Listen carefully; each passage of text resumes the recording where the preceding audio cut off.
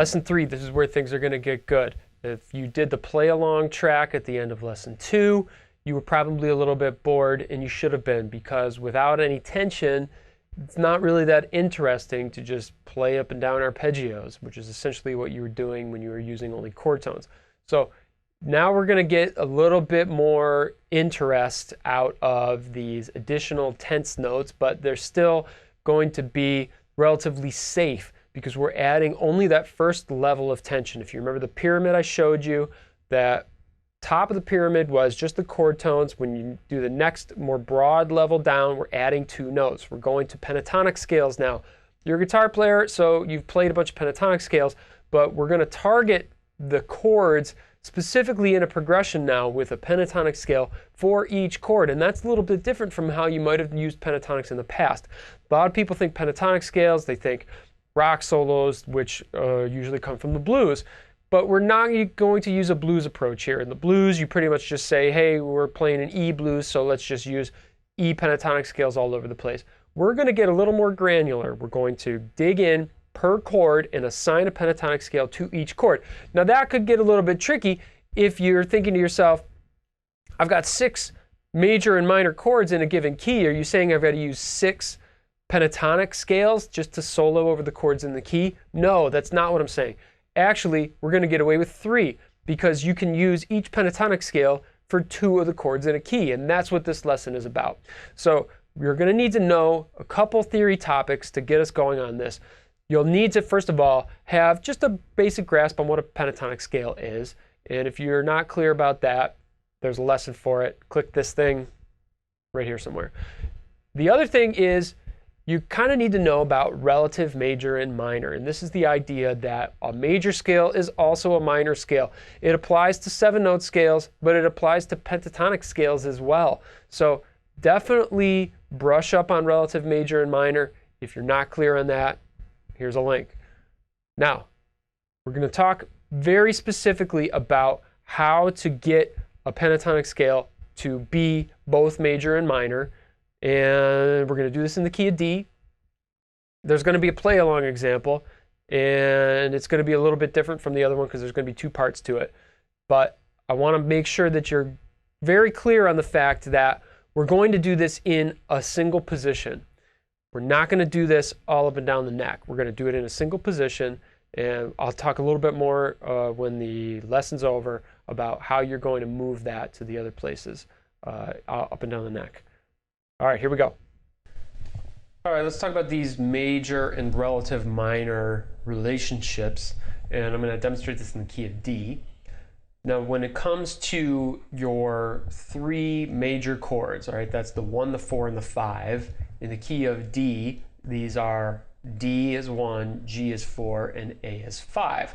What I want to show you here is that when we expand on that idea from the previous lesson that we're going to use chord tones and now introduce some tension, that we're going to add pentatonic notes, and playing the pentatonic notes for a 4 chord or a 5 chord is not a conflict with the key that we're in, the way it would be if we played an entire major scale. So to demonstrate that, I wrote the entire major scale out for G, and I wrote it out for A, and now we're going to remove the notes that don't belong to pentatonic, and we're going to see that we'll be left with notes that do in fact fit inside the key of D.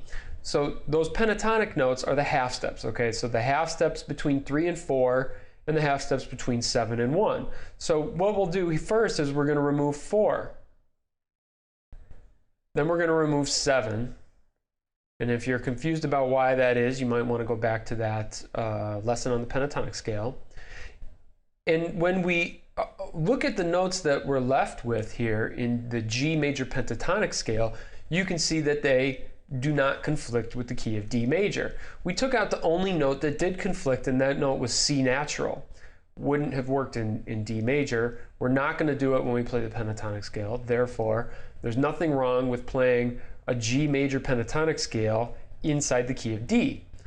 Let's look at the same thing in the A major scale. We're going to remove a D because that's scale degree 4. The other half step we're taking out is 7. And you can see we're left with notes that work just fine with the key of D. The only one that didn't was the G sharp. And since that's not part of A major pentatonic scales, we can play A major pentatonic all we want in the key of D, and it's not going to include any wrong notes.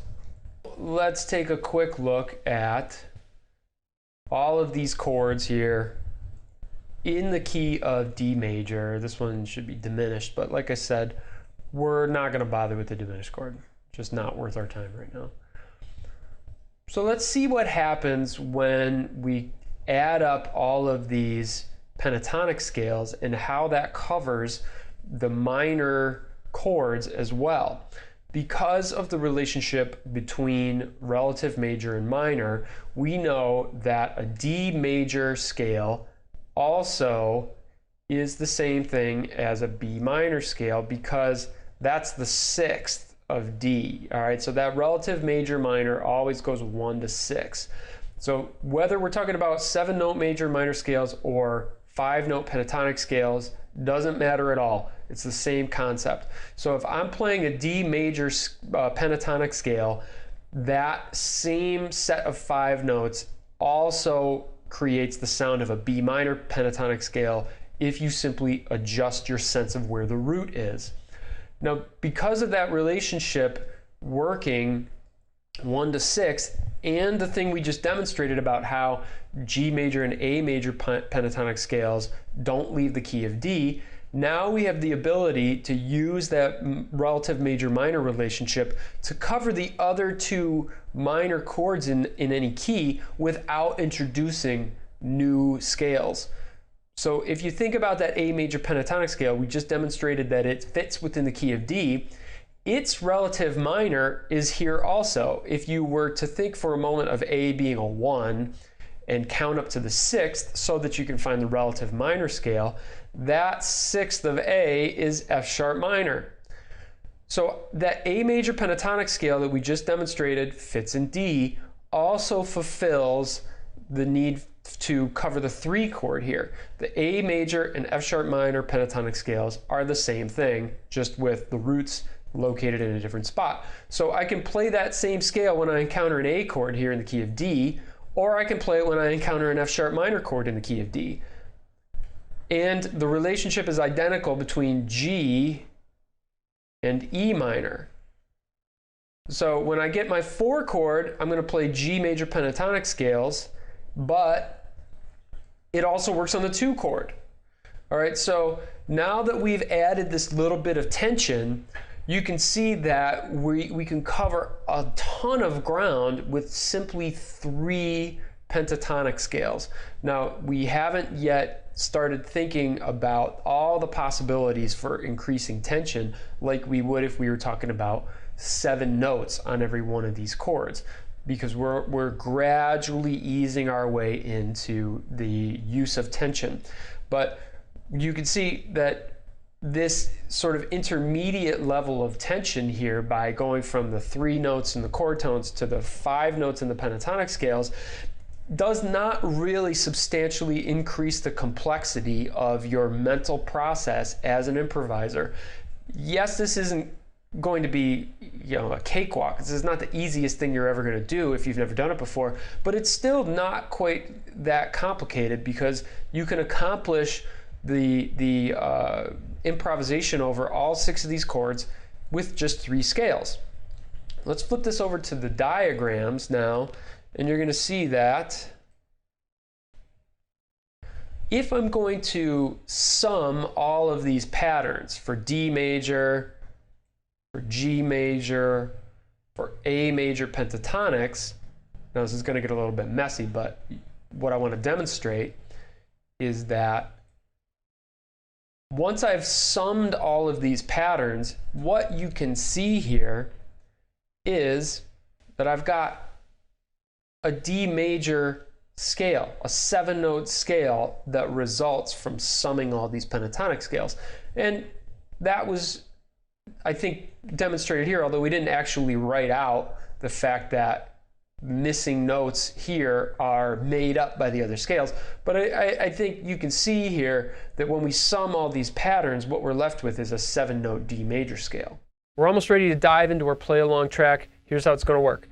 we're going to first give a major chord and its relative minor chord triads, and you're going to be able to play a single pentatonic scale up and down that whole thing, so that you get used to the idea that, wait, I'm playing the same scale, but my ears are adjusting, and I'm mentally adjusting to the fact that the root has moved. When I go to the minor chord, it's not the same sounding root that I heard before. We'll do that in a couple places, maybe not all three. The second part is going to be using this idea in a more musical setting where we've got an actual song environment. The chords are coming at you a little bit more rapidly, so it's not just a long drawn out sound of a chord. And then I'm going to prompt you on the screen, just like in lesson 2 play along, so that you know, hey, this chord's coming, these are the notes that go with it. Here's the catch. This is only one position, and there are 4 other places that you could do just this key using the caged system to find those other 4 positions on the neck. I'm not going to give you those. You're going to need to be able to do that. Plus, hey, there's 11 other keys, so this is a little bit of work to just, first of all, be able to do all 5 positions, and then adapt to all the chord progressions and all the keys. You guys know I say this all the time, but it's a lot of work, and I can't possibly give you even a small fraction of all the possibilities that you're going to encounter. But the nice thing is, the cage system kind of makes this a little bit more organized for you, so it's not as if you're just kind of out there, swimming against the current all the time. After you've done this in a handful of scenarios, hopefully you get the idea of how it's going to work the next time, and it's not like starting over from scratch. So we're definitely building here. Let's get into this play along example. Good luck. I'll see you in lesson 4.